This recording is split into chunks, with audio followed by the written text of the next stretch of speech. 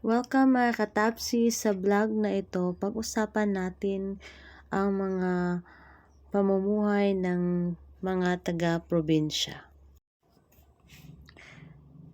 Ang buhay ng probinsya ay isang larawan ng simpleng pamumuhay, kung saan ang oras ay tila mas mabagal at ang mga tao ay mas malapit sa isa't isa.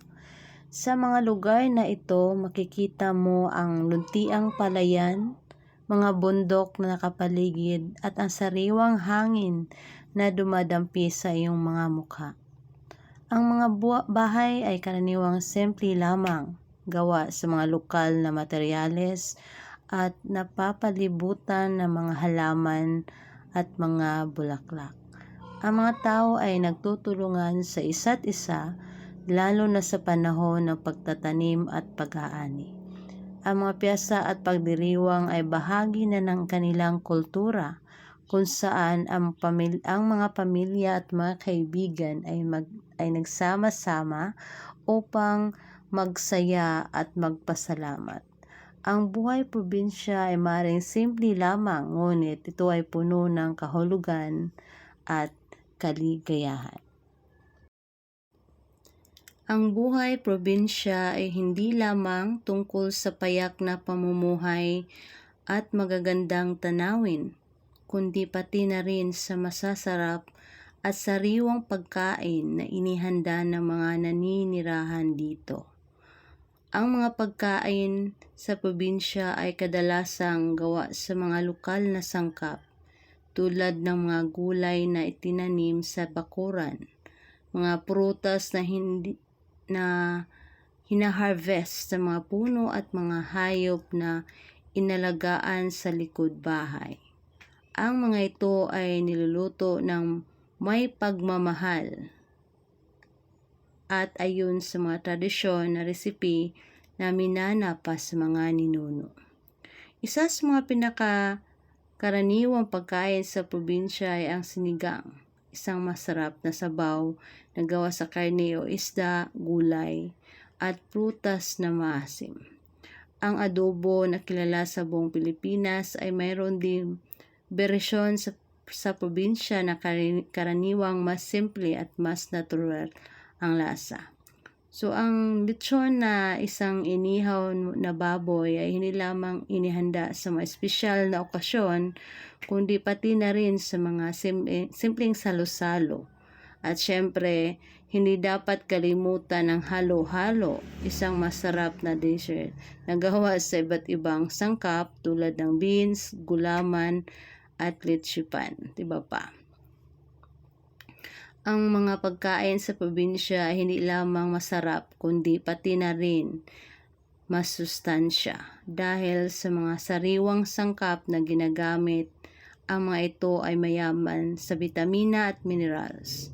Bukod pa nito, ang pagkain sa probinsya ay kadalasang hinihanda ng may pag-iingat at pagmamahal, kaya naman masarap at nakakabusog. Sa buhay probinsya, ang pagkain hindi lamang para sa pagpapakabusog, kundi pati na rin para sa pagdiriwang ng buhay at pagkakaisa ng komunidad. Ang mga salo-salo ay bahagi na ng kultura ng mga taga-probinsya, kung saan-saan ang mga pamilya at mga kaibigan ay nagsasama-sama upang kumain, magkwentuhan at magsaya. Ang mga pagkain sa probinsya ay sumasalamin sa kanilang simpleng pamumuhay, kanilang pagiging malikhain, at sa kanilang pagmamahal sa kanilang kultura. Sa bawat paglipas ng panahon sa probinsya, samot-saring kwento ang sumasalamin sa buhay ng mga naninirahan dito. Kwento ng pag-asa, pag-ibig, pakikipagsapalaran at pagbangon mula sa mga pagsubok. Nariyan ang kwento ni Aling Maria na sa kabila ng kahirapan ay nagsusumikap na itaguyod ang kanilang pamilya sa pamamagitan ng pagtitinda ng gulay sa palengke. Ang kwento ni Mang Berto na sa kanyang simpleng pamumuhay Bilang isang magsasaka ay natatagpuan ang tunay na kaligayahan sa piling ng kanyang pamilya at sa pag-aalaga ng kanyang mga pananim. Isang kwentong probinsyano na nangangarap na makatagpo ng makatapos ng pag-aaral at makapaglingkod sa kanyang bayan. May mga kwento rin ng pag-ibig na sumibol sa gitna ng luntiang palayan at mga simpleng buhay.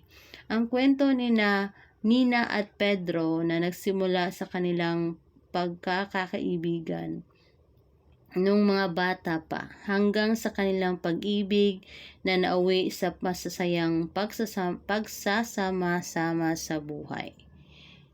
Ang kwento ni Ising na sa kabila ng kanyang kapansanan ay natagpuan ang tunay na pagmamahal sa piling ni Carding na tumanggap sa kanya ng buong puso.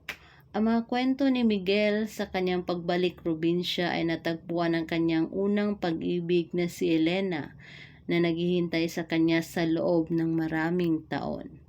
Kwento rin na mawawala ang mga hindi rin nawawala ang mga kwento ng pakikipagsapalaran at pagsubok na dumating sa buhay ng mga taga-probinsya. Ang kwento ni Rusa na sa kanyang pag-uwi sa probinsya ay kinakailangang harapin ang mga problema sa kanyang pamilya at ang hamon sa buhay sa probinsya. Ang kwento ni Tonyo na sa kanyang pagtatrabaho sa isang bansa ay nakaranas ng iba't ibang pagsubok at hirap, ngunit sa huli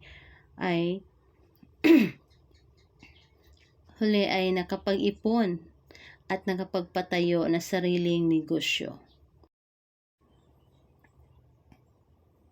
Ang kwento ni Lulang Ising na sa kanyang pagtanda ay patuloy pa rin sa pagtulong sa kanyang mga apo at ang kanyang mga kapitbahay sa kabila ng kanyang mga karamdaman.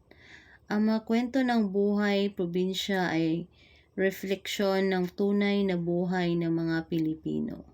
Ito ay mga kwento ng pag-asa, pag-ibig, pakikipagsapalaran at pagbangon mula sa pagsubok. Ang mga kwentong ito ay nagpapakita ng katatagan, pagmamahal sa pamilya at pagpapalaga sa simpleng pamumuhay. Ang mga kwentong ito ay nagsisilbing inspirasyon at paalala sa atin sa kabila ng mga pagsubok na dumating sa ating buhay. Laging may pag-asa at laging may dahilan para ipagpatuloy o para magpatuloy.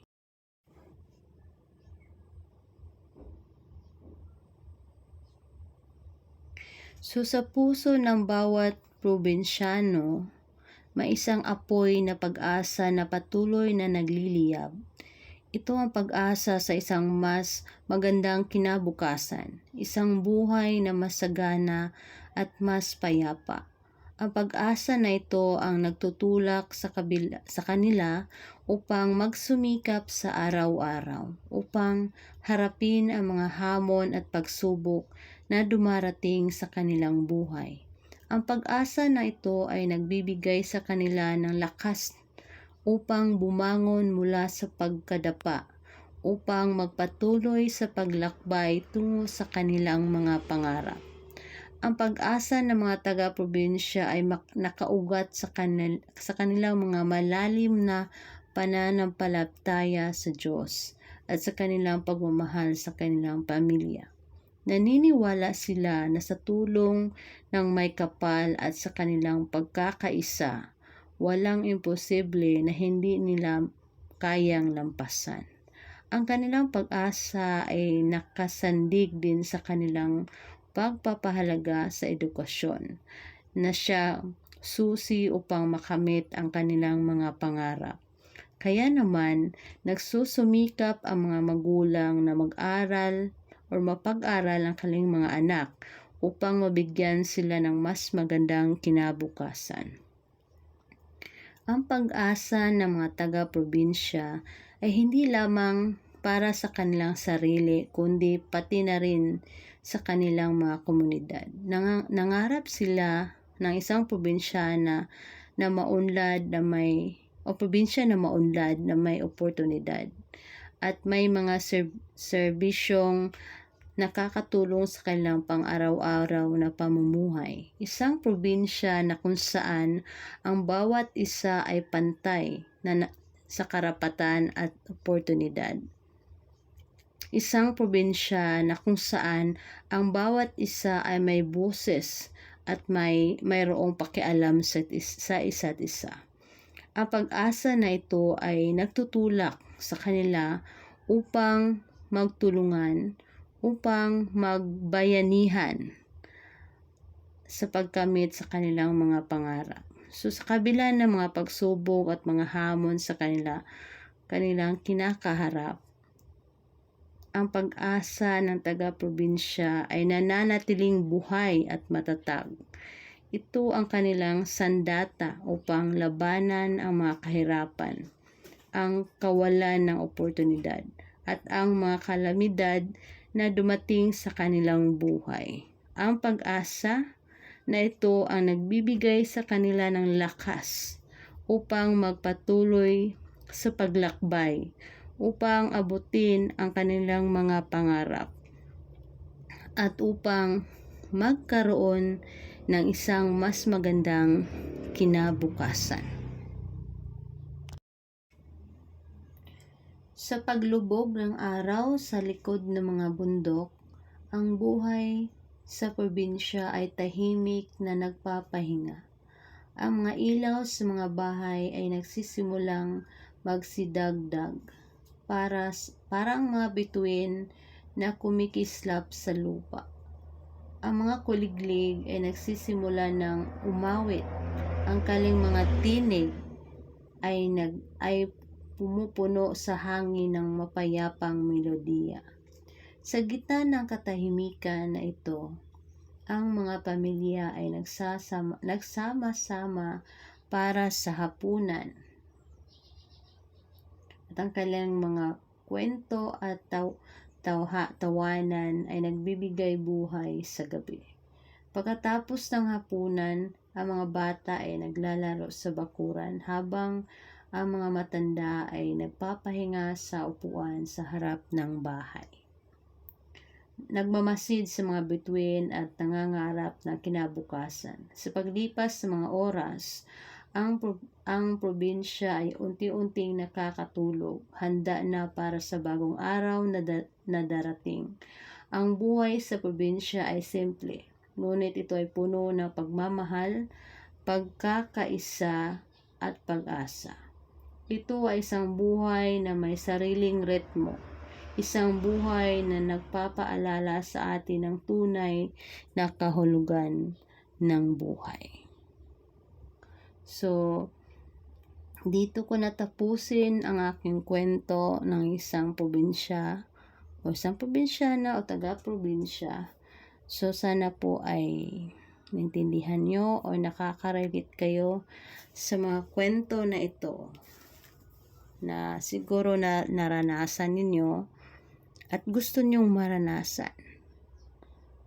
So, maraming salamat sa pakikinig.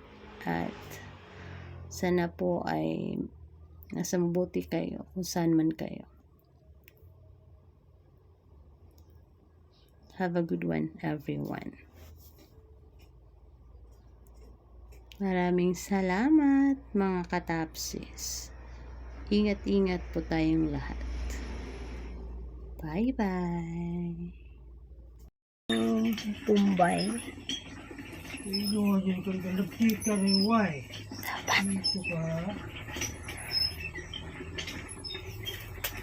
Ito yung ahos ko pala.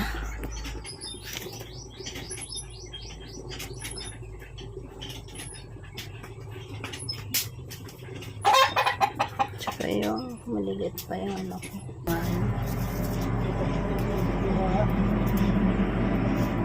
Tata! Mimi!